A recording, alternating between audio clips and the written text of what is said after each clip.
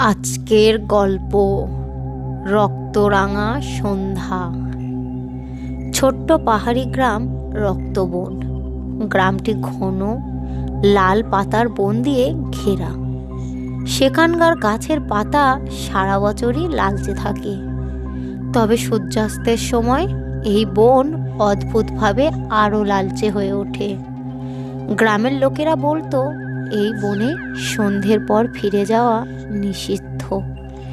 যারা গেছে তারা আর ফিরে আসেনি। লোককথা অনুসারে বহু বছর আগে এখানে এক রক্তক্ষয়ী যুদ্ধ হয়েছিল। বহু সৈনিকের প্রাণ গিয়েছিল। তারা তাদের রক্তে এই মাটি ভিজে গাছের রং চিরতরে লাল হয়ে গেছে। বলা হয় সেই আত্মারা এখনো এই বনের গভীরে বন্দি। সন্ধ্যার পর কেউ বনে প্রবেশ করলে তারা তাকে বাঁচতে দেয় না। শহর থেকে সদ্য রক্তবনে বদলি হয়ে এসেছিলেন কুল শিক্ষক আদিত্য। আদিত্য ছিলেন যুক্তিবাদী এবং এসব গ্রামীণ লোককথাকে নিছক কাল্পনিক মনে করতেন। একদিন গ্রামের ছোট্ট ছাত্র রাহুল তাকে রক্তবনের গল্প বলল। আদিত্য হাসতে হাসতে বললেন, এগুলো সবই গাঁজাখুরি গল্প। আমি তো সন্ধ্যায় বনে গিয়ে ফিরে আসব। দেখো, এসব কুসংস্কার দূর করার সময় হয়েছে। রাহুল ভয়ে বলল, স্যার, কেউ কিন্তু সন্ধ্যের পর সেখানে যায় না, দয়া করে যাবেন না। তবে আদিত্য রাহুলের কথা কানে তুললেন না। তিনি সিদ্ধান্ত নিলেন এই সন্ধ্যাতেই বনে ঢুকবেন। সাহস জোগানোর জন্য রাহুলকে সঙ্গী করলেন। সন্ধ্যা নামতেই সূর্য ডুবে গেল আর পুরো বনটা লালচে আলোয় রঙিন হয়ে উঠল। আদিত্য আর রাহুল বনের মধ্যে ঢুকলো। প্রথমে সব কিছু স্বাভাবিক মনে হচ্ছিল, তবে কিছুটা এগোতেই তারা দেখল গাছের পাতাগুলো এত লাল যেন সেগুলো রক্তে রঞ্জিত। হঠাৎ তারা শুনতে পেল এক অদ্ভুত শব্দ, যেন অনেক দূরে কেউ ফিসফিস করে কথা বলছে। বাতাসের সঙ্গে গাছের পাতা সাঁই সাঁই করে নড়তে লাগলো। রাহুল ভয় পেয়ে বলল, স্যার, আমরা ফিরে যাই। আদিত্য তাচ্ছিল্যের হাসি দিয়ে বললেন, এটা কিছুই না, বনের প্রাকৃতিক শব্দ, চলো সামনে যাই। কিছুক্ষণ হাঁটার পর তারা দেখতে পেল এক বিশাল পাথর।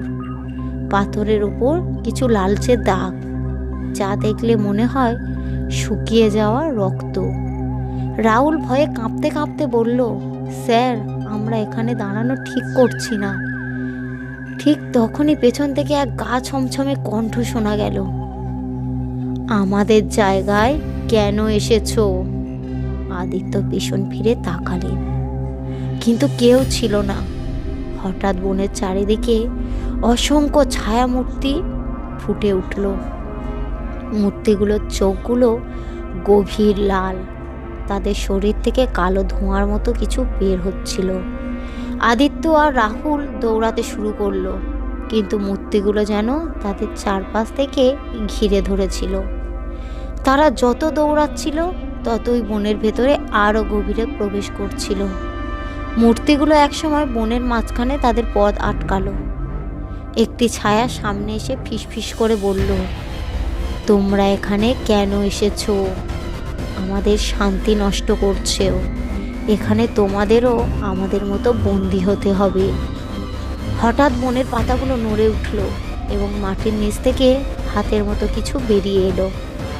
সেই হাতগুলো আদিত্য আর রাহুলকে মাটির ভেতরে টেনে নিয়ে যেতে লাগলো।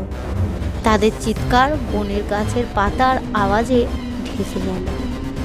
পরদিন সকালে গ্রামের লোকেরা রক্তবনের প্রান্তে আদিত্যের রক্তমাখা চশমা আর রাহুলের জুতো পেল, তবে তাদের আর কোনো খোঁজ পাওয়া গেল না। তারপর থেকে রক্তবনের গল্প আরও ভয়াবহ হয়ে উঠল। কেউ আর কখনো সন্ধ্যার পর সেখানে যাওয়ার সাহস করেনি। গ্রামবাসীরা বলে সূর্যাস্তের সময় এখনও বনের ভেতর থেকে ফিসফিসানি আর মূর্তিগুলোর ছায়া দেখা যায়। রক্তবন যেন প্রতিটি সন্ধ্যায় সেই ভয়ঙ্কর অতীতকে আরও জাগিয়ে তোলে। এইভাবেই রক্তরাঙা সন্ধ্যা হয়ে উঠল এক চিরকালীন আতঙ্কের গল্প।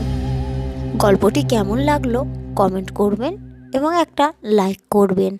আরও এই রকমই ভয়ঙ্কর ভূতের গল্প শুনতে চ্যানেলটিকে সাবস্ক্রাইব করবেন।